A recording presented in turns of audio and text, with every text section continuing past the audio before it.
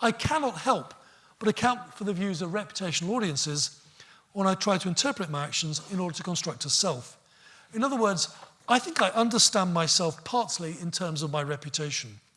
A reputation, therefore, is more than just a useful asset. It's also partly constitutive of what I am, and they affect the ways in which I experience the world.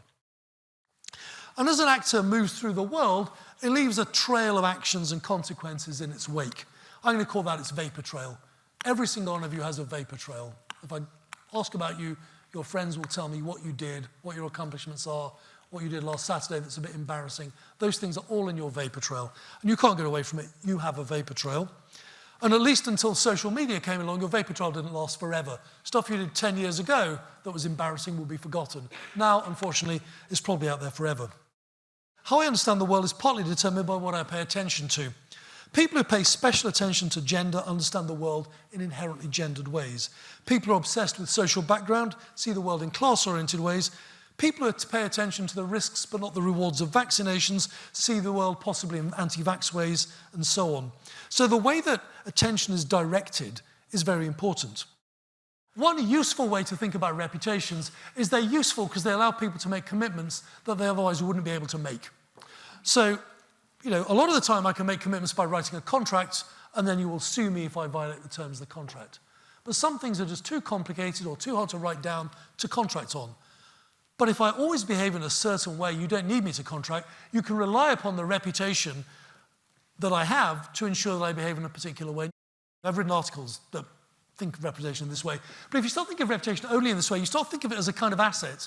And if it's an asset, then you should protect it for as long as it's useful and for no longer.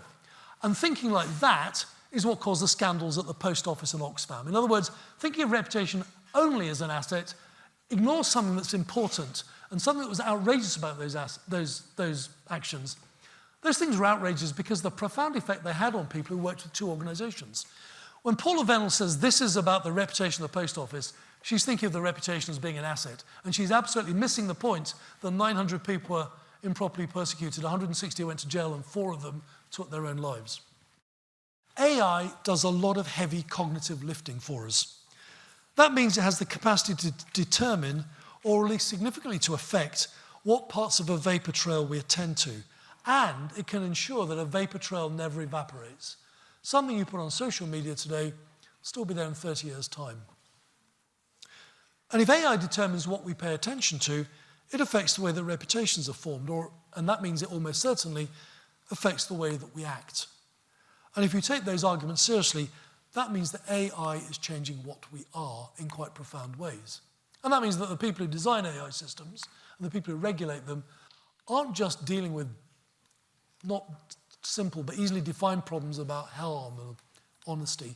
They're dealing with deep questions about what we are and how we are in the world.